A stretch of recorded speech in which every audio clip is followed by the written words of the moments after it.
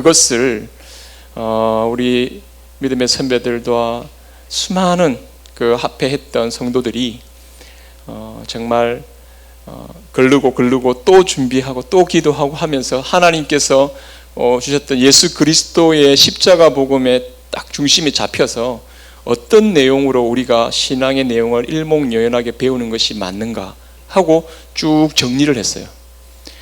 이것은 인간적인 생각을 덧붙인 게 아니라 하나님의 말씀을 정리한 겁니다. 그렇기 때문에 성경의 엑기스를 딱 정리하려고 했다라는 거죠. 그래서 이 내용을 딱 알면 여러분 그 공부 잘하는 사람들은요, 핵심을 딱 알고 있습니다. 핵심을 알면 어떤 원리를 딱 깨우치면 그 다음부터 이렇게 적용하고 또 확장시키고 하는 게 굉장히 빠르지 않습니까? 그런 거죠. 성경의 방대한 내용을 어떤 태도로, 어떤 마음으로, 어떤 믿음의 중심을 가지고 성경을 바라볼 것인가. 이제 성경 통독 많이 하고 성경을 어떻게 통독할 것인가, 성경의 전체 구조가 어떻게 되고 이런 거 잘 아는 것도 중요하겠지만 성경에서 지속적으로 강조하고 있는 한 분 하나님의 그 신앙의 내용, 그것을 우리가 잘 확인하고 한다면 그 하나님 앞에서 나는 어떤 삶을 살아가야 될 것인가를 중심으로 성경 말씀을 딱 정리해서 내 마음에 갖고 간직하며 신앙생활을 한다면 그 사람의 신앙의 삶은 굉장히 열매 맺는 그런 모습이 저는 되리라고 믿습니다. 그래서 우리가 신앙 요리문답을 배우면서 모르던 내용을 배우는 것도 아니고요, 없던 내용을 배우는 것도 아닌데 우리가 그동안에 조금 연결되지 못했던 어긋나졌던 부분들을 다시 한번 엮고 정리하면서 여러분들 신앙의 내용을 좀 배워갈 수 있기를 바라고요. 지금 이것을 유튜브에다가 올렸습니다. 이걸 내용이 잘해서 제가 하여튼 그런 게 아니라 이 요리문답의 내용이 제가 좀 부족한 부분도 있고 제대로 전달되지 못하는 부분도 있는 것 같아서 참 때로는 하고 나면 아쉬움이 많은데요. 그러나 그 내용들, 이제 제가 이걸 이제 시간 날 때마다 여러 번 반복할 내용인데 이런 것들을 여러분들이 청년들은 이제 한 달에 한 번 정도나 안 그러면 또 기회 있을 때마다 올라오실 거기 때문에 이걸 계속 못 들을 수 있긴 한데요. 그러니까 시간 되면은 용산중앙교회 유튜브 들어가면 오후에 이 요리문답에 대한 내용이 떠 있기 때문에 그 한 번씩 한번 들어가서 보시면 좋겠어요. 그러면 우리가 기본적으로 가져야 할, 우리가 신앙적으로 내가 생각해야 할 내용들을 하나씩 지금 정리해 가고 있는 중입니다. 기회가 된다면 모든 성도들이 함께 들으면서 함께 또 나누면서 신앙적인 어떤 나눔이 되면 좋겠지만 우리가 참 그렇게 되지 않는 상황 속에서 이렇게 유튜브를 이용해서라도 같이 한번 그런 교제가 있으면 좋겠고 청년들도 혹시 관심을 가지고 같이 참여가 되면 좋겠다, 그런 생각이 들어집니다. 그래서 여러분 이 요리문답의 내용을 이렇게 배워가면서 여러분들이 성경을 보는 눈이 또 정말 바르고, 여러분 이 요리문답 내용을 잘 배우면 우리 자기의 신앙에 대한 정리를 딱 잘 할 수 있는 기회가 되고요. 그리고 어떤 이단들을 만나도 쉽게 잘 넘어가는 일이 없을 겁니다. 그리고 신앙생활에 있어서 또 말씀을 듣고 예배를 참석하고 하는 그 모든 그 과정에서 일관성 있게 신앙생활을 해가는 데 있어서 굉장히 중요한 내용이다, 저는 그렇게 생각이 들어집니다.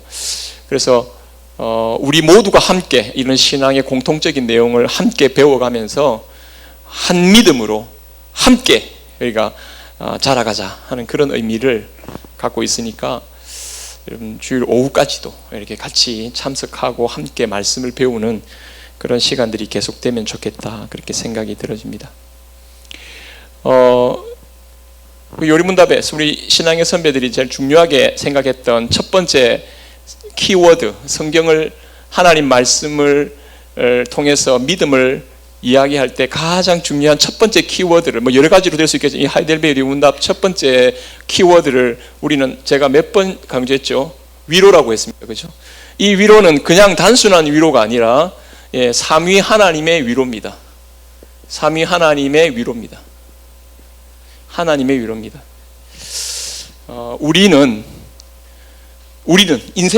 인간은 하나님의 위로 가운데 살아가도록 창조받은 사람들입니다. 하나님의 위로가 없다면 우리는 비참해질 수밖에 없다라는 거. 아니, 우리는 하나님의 그 위로 속에 살아야, 이거 하나님 없이는 비참해지는, 성경은 죄인으로 표현하는데요.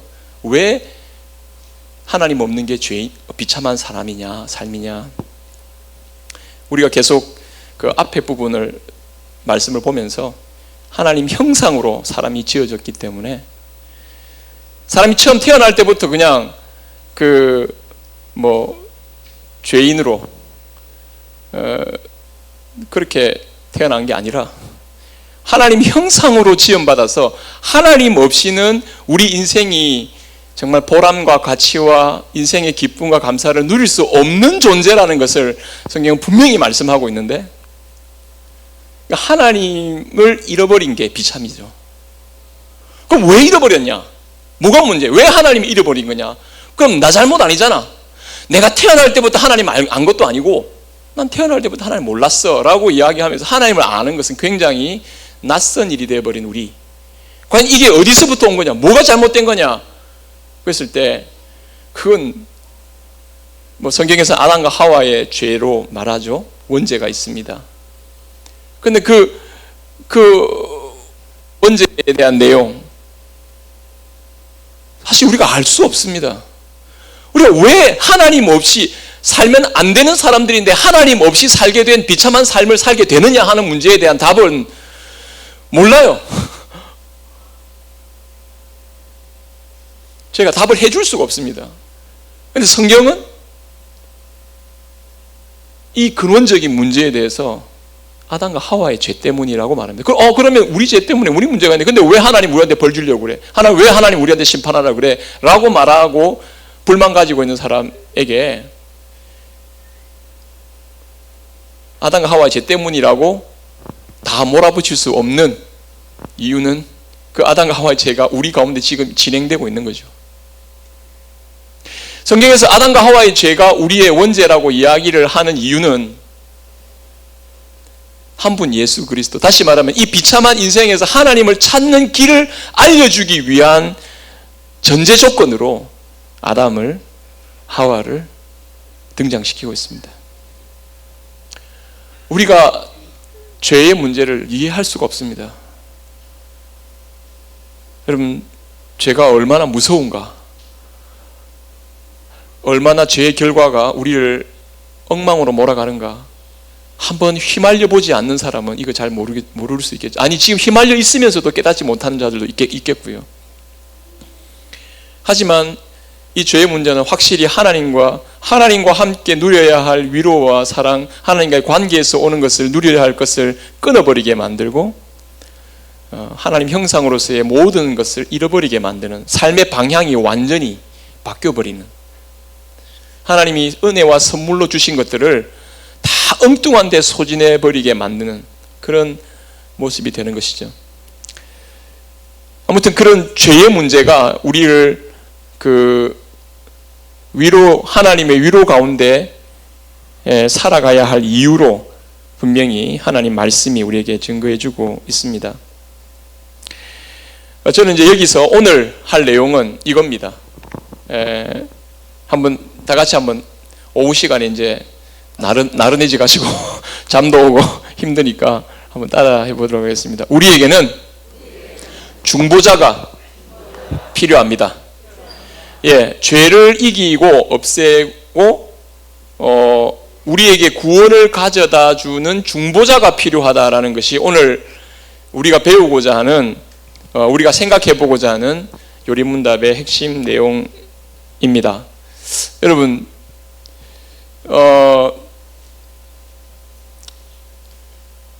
하나님의 위로가 필요한 하나님 형상으로 지음받은 우리인데, 하나님을 모르는 비참한 인생이 되어버린 우리가 다시 하나님을 알고 하나님의 구원을 받는 길은 우리 안에서부터 이루어지는, 우리가 할 수 있는 일이 아니고 우리에게는 중보자가 있어야 된다라는 것을 성경은 말씀하고 있어요.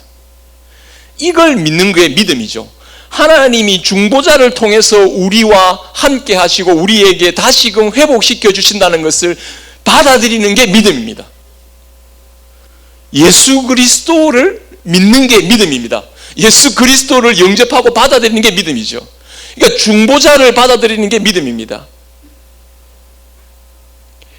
우리는 예수님을 왜 믿냐라고 물어본다면 여러분들은 뭐라고 말하겠습니까? 예수님을 왜 믿느냐? 예수님을 믿는 이유가, 예수님을 어떻게 믿느냐? 예수님을 중보자로 믿는 겁니다. 예수님을 중보자로 믿는다는 것은 하나님과의 끊어졌던 관계를 다시 회복한다는. 저는 이제 여러분들 그 유인물에도 첫 번째 나오지만 구원이 형벌을 피하는 것인가 관계를 회복하는 것인가 그렇게 제가 질문을 했는데요. 그 12문을 제가 답을 하고 여러분 제가 문을 하고 여러분 답을 한번 나온대로 해봅시다. 하나님의 의로운 심판에 의해 우리는 이 세상에서 그리고 영원히 형벌을 받아 마땅한데 어떻게 이 형벌을 피하고 다시 하나님의 은혜를 입을 수 있겠습니까? 답을 해보십시오. 시작.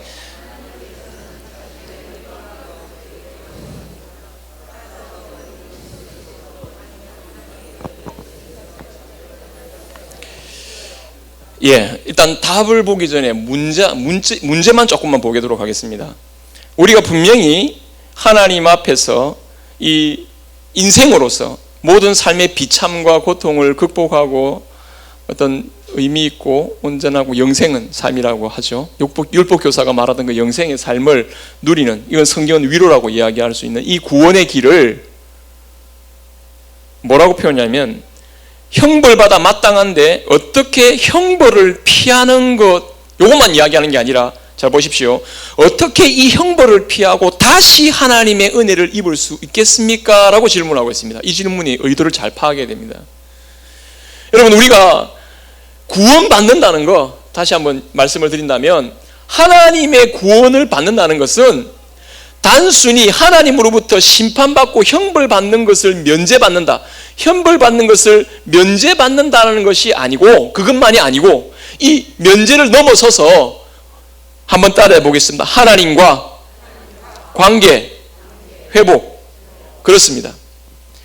여러분, 성경이 말씀하는 우리의 구원 상태, 그것은 내가 벌 안 받는 수준으로 그치는 게 아니라 하나님과 우리가 사랑의 관계로 하나님의 위로받으면서 하나님과 함께하면서 하나님이 주시는 그 위로의 내용을 누리면서 하나님을 누리면서 살아갈 수 있도록 우리를 구원해 주신다라는 사실입니다. 그래서 중보자가 필요하다라는 것입니다. 여러분, 중보자는 언제 중보자라는 말을 잘 안 쓰는 말이기도 한데, 중보자는 어떤 겁니까? 중간에 들어가가지고 보충 역할, 도와주는 역할을 하는 거죠. 무슨 중간에 들어가서 보충 역할을 한단 말입니까? 하나님과 우리 사이에 대한 관계를 중간에 들어온다는 겁니다. 왜? 우리가 하나님 앞에 나갈 수 있는 방식이 아니기 때문에. 지금 이 죄에 대한 형식이, 우리가 지난번에 말했지만 우리가 앞으로 보겠죠. 죄가 내 스스로가 이 문제를 해결하고 하나님께 나갈 수 있는 게 아니라 하나님이 세우신 중보자로 가능하다. 여러분, 학교에서, 그러면 가정에서 여러분 좀 말 안 듣는 아이나 문제 있는 아이, 그런 애들 보면 말썽을 계속 일으키죠. 문제를 일으킵니다. 근데 이제 조금 철이 없는 아이들은 이렇습니다. 자기가 문제를 일으키는 거 아는데 어떻게 이제 선생님 눈치를 보고 부모님 눈치를 보고 벌 안 받는 것에 대해서만 딱딱 피하는 요런 스타일 있죠. 근데 이게 이제 우리 부모님들이나 선생님들은 마음이 너무 아픈 겁니다. 그 걔를 때려도 무슨 의미가 있겠냐? 왜냐하면 또 말 안 들을 거고 또 관계가 엉망일 건데. 여러분, 이건 진정한 의미에서 매를 때리는 의미가 없는 거죠. 때리는 이유가 뭡니까? 얘가 다시 바로 잡혀가지고 예전처럼이나 어쨌든 좀 좋은 모습으로, 더 발전된 모습으로 좋게 되도록 하는 게 이게 체벌하고 형벌하는 이유인데, 벌을 주는 이유인데, 그냥 벌 피하는 것에 목적만을 갖고 요 순간만 잘 넘기자라는 생각을 갖고 있는 사람에게는 이 벌이라는 게 의미가 없는 거죠. 그리고 그 순간 넘어가면은요, 아, 잘 됐다 하고 나는 면제받았다 하고 이제 또 엉뚱한 짓으로 빠지게 되는 거죠. 성경에 여러분 가인 아시죠? 가인이 동생 죽이고 난 다음에 하나님 자기 면전에서 쫓아내셨습니다. 그런데 가인이 거기에서 눈 깜짝 안 합니다. 하나님 면전 떠나는 것에 대해서 눈도 깜짝 안 하는데요, 뭘 두려워하냐면 자기가 다른 사람으로부터 해를 받을까 봐 두려워합니다. 그래서 하나님 저에게 표를 주셔서 누구든지 자기를 죽이지 못하도록, 그래 하나님 그렇게 하죠. 자, 가인은 하나님의 면전에서 쫓겨나는 것을 두려워하거나 불안해하거나 이렇게 하지 않고요, 그 당장 그러니까 자기 동생 죽인 거 눈 하나 깜짝 안 하고요, 자기가 동생 죽였기 때문에 다른 사람이 나를 죽일까봐에 대한 두려움만 딱 합니다. 그리고 자기가 성을 쌓고요, 그 두려움을 모면하려고 하죠. 그게 끝입니다. 이 가인이 생각한 구원의 끝입니다. 참 안타깝고 불쌍하죠. 하나님과의 관계가 끊어진 것에 대해서는 아무런 생각하지 않고 동생을 아벨을 죽인 것에 대해서도 아무런 생각이 없습니다. 그리고 자기가 면제받는 것, 벌을 한순간만 면제받는 것에 대해서 좋아하라고 자기 성을 쌓고 그리고 자기 보호를 하는 겁니다. 이게 죄인된 삶의, 강력한 삶의 모습의 시작이 거기서부터 나오는 거죠. 그런데 여러분 다윗 어떻습니까? 다윗이 정말 우리가 다윗이 그런 범죄를 저지르라고 생각할 수 있겠습니까? 그런 사람이. 그런데 넘어졌습니다. 죄로 넘어졌는데 그 다음 어떻게 행동하느냐? 여러분 시편에, 수많은 시편 중에 그 애통하고 비통하면서 부르는 시가 있죠. 그 중에 어떤 시가 있냐면, 하나님 저를 하나님의, 시편 51편, 하나님의 면전에서 저를 쫓아내지 말아 주십시오. 주의 성령을 다시 회복시켜 주시고 주님 인도해 주십시오. 여러분 다윗이 하나님 앞에 어찌 보면은 그 이후에 바세바를 취하고 난 이후에 그에게 불행한 삶의 역사가 계속됩니다. 그런데 다윗은요, 하나님의 향한 그 신실한 사랑, 하나님의 그 용서하심과 은혜를 계속 누리면서 그 고난의 시기를 통과해 나가는 것을 볼 수가 있습니다. 다윗은 단순히 보람받는 것에 대한 그런 면제를 구원으로 생각하지 않았고요, 하나님 앞에 쫓겨난 것이 문제가 되는, 다시 하나님께로 돌아가야 된다는 이것을 자신이 진정한 구원의 핵심으로 붙잡았던 거죠. 자, 여러분 다시 한번 정리합니다. 구원이라고 하는 것은 내가 죽고 난 다음에 지옥 안 가는 거, 내가 죄 지은데도 죄값 안 받고 하나님 앞에 용서받고 사랑받고 그래서 내가 그냥 어려움 없이 사는 거, 여러분 이게 구원이 아니고, 이것만이고 이런 상태를만 가지고 눈앞의 것만을 가지고 일희일비하는 것을 가지고 구원이 아니라고 판단해서는 안 되고요, 내가 하나님과의 관계를 어떤 과정, 어떤 상황 속에 지금 하나님과의 관계 속에 놓여 있느냐를 놓고 내가 구원을 받았는가 받지 않았는가에 대한 이해로 받아들여야 됩니다. 무슨 말씀인지 아시겠죠? 그죠? 구원은 하나님과의 관계에서부터 확인되는 겁니다. 내가 구원을 확신한다. 하나님이 나를 사랑하시는데 그 사랑하시는 분이 영원토록 영존하시는 분이기 때문에 내 구원을 영원토록 확신할 수 있는 거죠. 여러분 이것은 어떤 눈에 보이는 한 상태에 대한 확신이 아니고 하나님과 우리 사이의 관계에 대한 확신인 겁니다. 그렇기 때문에 이 구원의 문제는 반드시 중보자가 필요합니다. 여러분, 관계를 회복하려면 물론 우리끼리 싸웠다가 다시 관계가 회복될 때가 있죠. 근데 어떤 사람은요, 누가 중간에 안 나서주면 관계 회복이 불가능하게 보이는 사람들도 있다는 거 아시죠? 맞습니까? 네.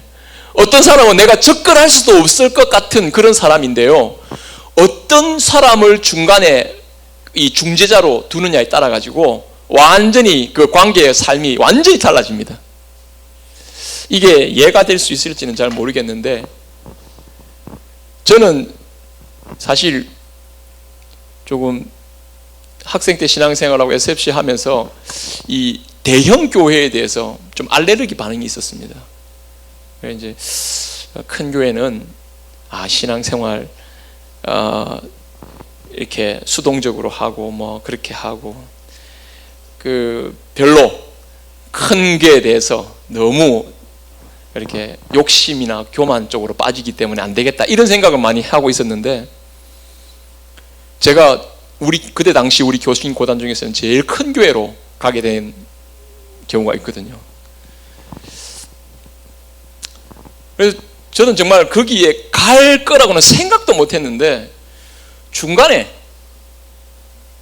제가 이렇게 어찌어찌 아는 사람이 그 교회에 한번 목사님이 한번 보고 싶어 한다, 어제 이렇게 한번 가보면 어떻겠느냐, 한 3번 정도를 거절했는데 끝까지 그분이 와서 한번 보라고, 만나면 좋겠다고 그렇게 해서, 그래서 일단은 갔죠. 가서 그분이 딱 보면서 이제 그 필요에 대한 이야기를 쭉 하고, 저도 뭐 있는 솔직하게 이야기하다가 뭐 이렇게 가게 된 상황인데, 제가 그거를 그때 당시로서는 참 제가 생각지도 않았고, 아마 내가 아는 그 목사님, 그 부목사님이죠, 그 제 친구 목사님이 아니었다면 제가 그분을 볼 일도 없고, 내가 그분도 나를 만나려고도 하지 않았을 거고, 그 큰 교회 목사님이 뭐 내 같은 사람 어떻게 알고 하겠어요? 근데 그 중간에 그 친구 목사님이 계속 한번 우리 오해하지 말고 한번 와서 어떻게 섬겨보라고 막 이야기를 하는 가운데, 제가 그냥 그게 확 빠져가지고 그래서 사실 그 교회를 경험하게 되었습니다. 한 5년 이상을 있게 됐는데, 아무튼 그거의 결과에 대해서는 뭐 그게 가타부타가 있겠지만, 그 과정에서 제가 하나 느꼈던 건, 내가 성향이 맞고 안 맞고, 혹은 내가 만날 수 있을 만큼의 높은 사람이고 낮은 사람이든 간에 중간에 어떤 사람이 역할을 해주느냐에 따라서 관계는 완전히 달라지는구나, 그걸 그 순간에 좀 많이 생각을 하게 됐는데요. 이제 좀 적절한 비유가 된지 모르겠습니다. 예수님께서 죄인된 우리는 거룩하신 하나님과의 관계 속으로 들어가는 것은, 이거는 하나님의 성품상 있을 수 없는 일이죠. 그럼 죄인이 스스로가 가능하냐? 여러분,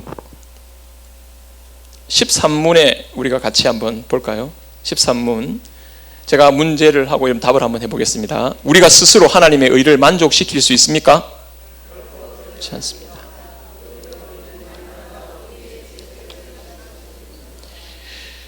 자, 여러분, 이 관계를, 하나님과의 관계를 만족시키려면 의가 필요합니다. 의. 하나님과의 관계에서 굉장히 중요한 게 의입니다. 의. 왜 우리에게 의라고 말씀하시는가? 자, 이 의는 이것도 한번 따라해 보겠습니다. 의라고 하는 것이 뭐냐? 의가 만족이 되어야 하나님과의 관계가 회복된다 그랬는데, 이 의는 우리가 성경을 늘 읽다가 발견하게 되는 단어인데요, 뭡니까? 언약입니다. 언약 관계가 바로 잡혀져 있는 거, 이게 바로 의입니다. 언약 관계가 깨져버리면은 불의하게 돼버린 거죠. 언약 관계를 끝까지 지키는 것이 의입니다.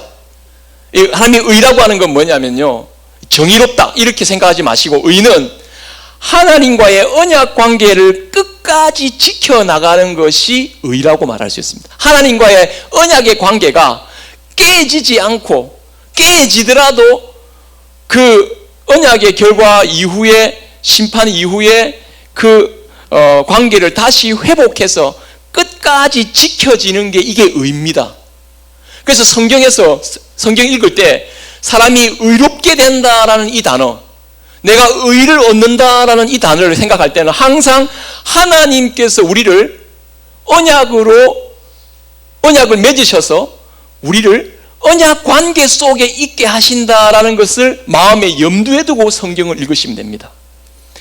하나님은 영원한 언약을 우리와 맺으셨습니다.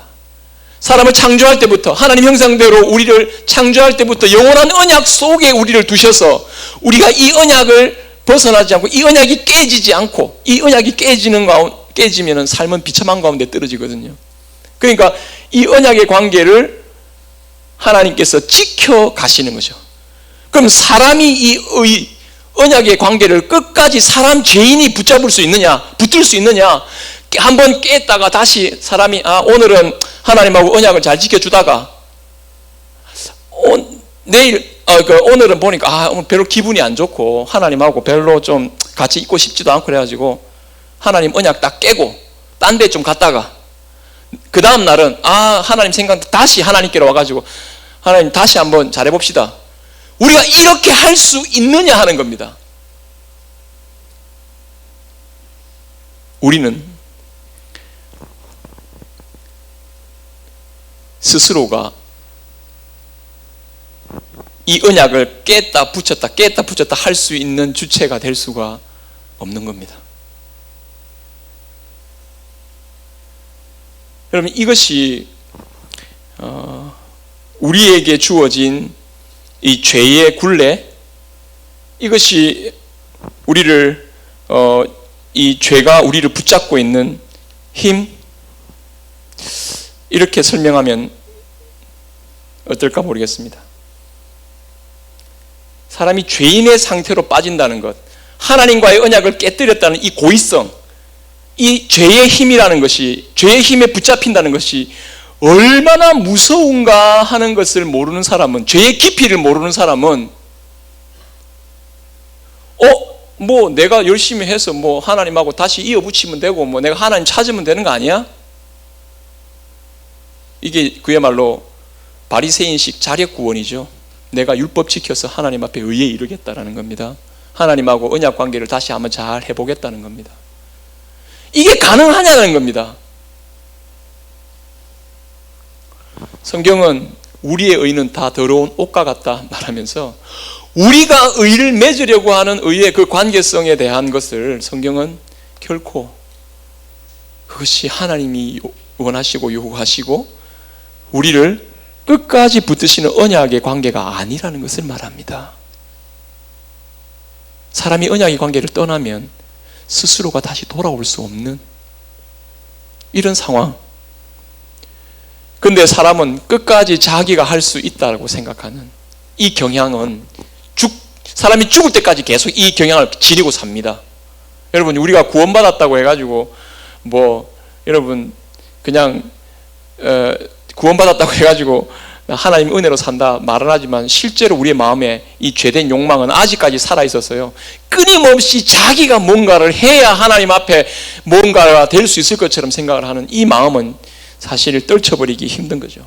그러나 우리는 지속적으로 하나님 말씀을 통해서 우리의 상태를 확인하고 하나님의 은혜와 사랑이 필요한 상태라는 사실을 확인하고 또 그것을 깨닫고 믿음을 새롭게 하는 게 너무나 중요하다는 사실입니다.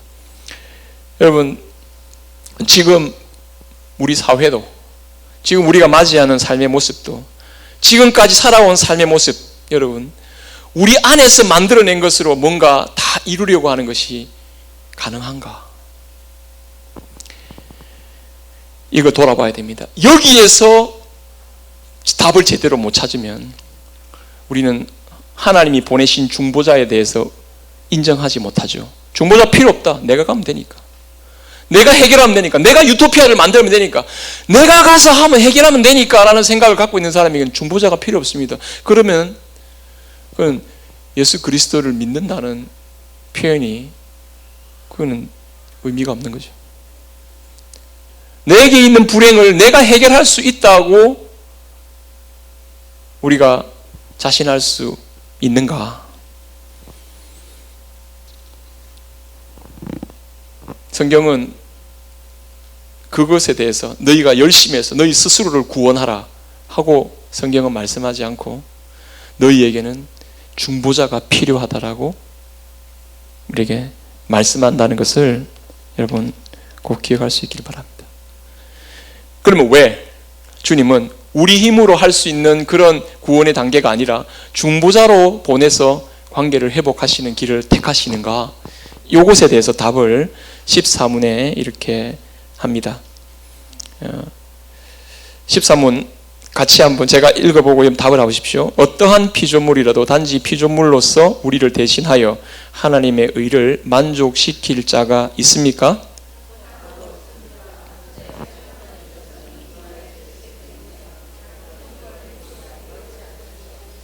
그렇죠.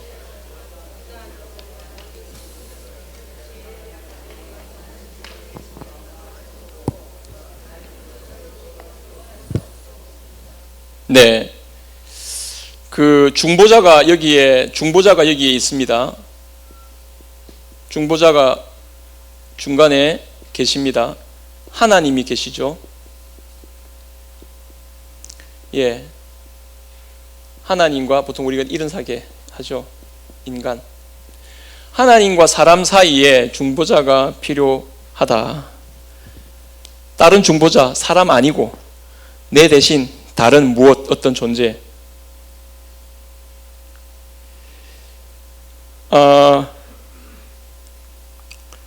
그냥 중보자 말고 사람이 잘못했으니까 사람 대신으로 다른 대타로 그냥 해결하면 안 되는가? 성경은 또 보면은 제사제도 할 때 그죠? 희생제물 하잖아요. 근데 그건 다 그림자입니다. 그거는 실체가 될 수 없습니다. 여러분, 사람이 동물을, 인간이 왜 독특하냐? 하나님과의 관계성에서 인격의 독특성을 찾아야 됩니다. 여러분, 하나님은 다른 동물과는 하나님과의 언약 관계를 맺은 적이 없어요. 하나님과의 그 인격적인 하나님께서 허락하시는 하나님 나라를 허락하시는 이 언약의 관계는 사람과만 맺었습니다. 그렇기 때문에 사람과의 관계에서 이걸 해결해야 됩니다. 만약에 사람 필요 없다 그러면 다른 동물이 대체한다 그러면요. 그러면 이제 우리의 이 사람으로서의 독특성은 완전히 사라져 버리는 거죠. 사람이니까 하나님이 사람으로 창조하신 하나님 형상대로 사람 창조하신 인간이기 때문에 다른 동물, 다른 어떤 존재는 결코 하나님과 우리 사이에 끼어들 수가 없어요. 그리고 말한 것처럼 유한한 인간이 하나님의 그 언약을 깨뜨린 그 대가에 대한 벌로 심판이 있다는 것 자체가 이미 언약이 지켜지고 있는 겁니다. 심판이 있다는 것 자체가. 그죠? 깨뜨린 자에게 벌이 있을 거라는 언약이 있기 때문에 언약이 심판이 있다는 것 자체가 언약이 지금 유효하다는 걸 보여주는 거예요. 그 언약이 지금 이렇게 연결되고 있는데 죄지은 사람이 그 하나님의 영원하신 진노와 형벌을 감당을 하냐? 그걸 감당을 못하는 겁니다. 자, 그럼 여기서 다 문제가 나옵니다. 중보자는 그러면 사람이어야 합니다. 분명히 사람과의 관계니까 사람이어야 합니다. 하지만 사람이 심판받아 영원할 수 없잖아요. 그런데 영원할 수 없는 인간이 영원하신 하나님의 진노를 이겨내고 새로운 관계를 형성하려는 존재가 되어야 되는 거예요. 사람이면서도 하나님의 영원성을 하나님으로 오셔야 되는 거죠. 이건 이제 설명하기가 너무 어려운 신비입니다. 그럼 15문 읽고 이제 마치겠습니다. 15문입니다. 시작. 그렇다면 우리는 어떠한 중보자와 구원자를 찾아야 합니까?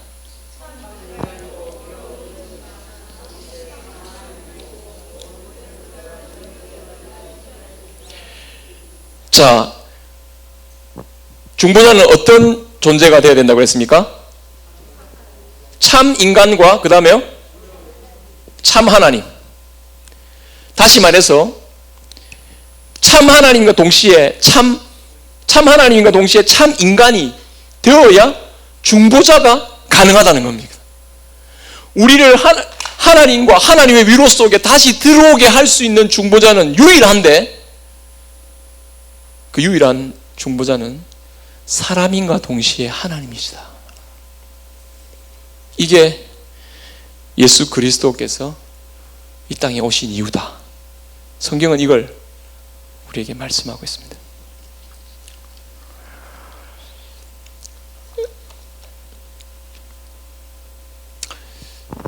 말씀을 정리하겠습니다. 오늘 우리가 읽은 말씀에 보면 우리를 새로운, 예수님 안에서 있는 우리를 새로운 피조물이라고 그랬는데요. 새로운 피조물은 다른 게 아니라 하나님과의 화목을 이룬 사람, 화평하게 된 사람이죠. 이 화목의 관계를 이루기 위해서 오늘 21절, 하나님이 죄를 알지도 못하신 이를 우리를 대신하여 죄를 삼으신 것은 우리로 하여금 그 안에서 하나님의 의가 되게 하려 하심이라. 예수 그리스도가 우리의 의가 되어야 할 이유, 하나님과의 언약의 관계를 끝까지 지켜나가시는 분, 예수 그리스도. 언약을 깨뜨린 죄인이 다시금 하나님의 언약의 관계 속으로 들어가게 하시는 그 통로, 그 길, 그 생명, 그 진리, 예수 그리스도입니다.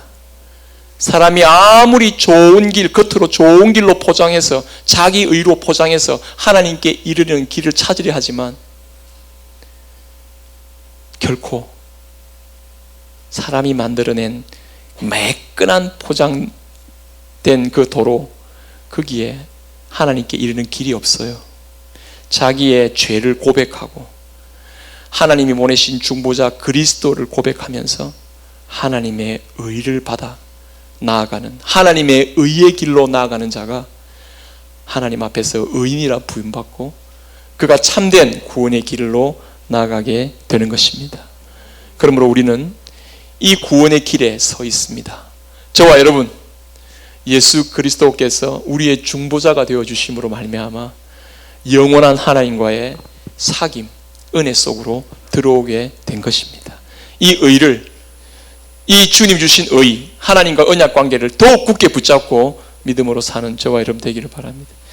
제가 여러분 그 뒤에, 저도 못 부르는 찬양인데 가사 보고 야 이거 간단한 가사지만 참 의미 있는 가사다 싶어서 찬양을 한번, 매번 할 때마다 이거 좀 찬송을 하나씩 하고 있는데요. 오늘 특히 청년들이 와가지고, 청년들이 이 찬양을 몇 명 안다 그래가지고 이 찬양 한번 부르고 오늘 말씀과 연결해서 한 번만 정리해서 생각하고 제가 기도하고 마치겠습니다.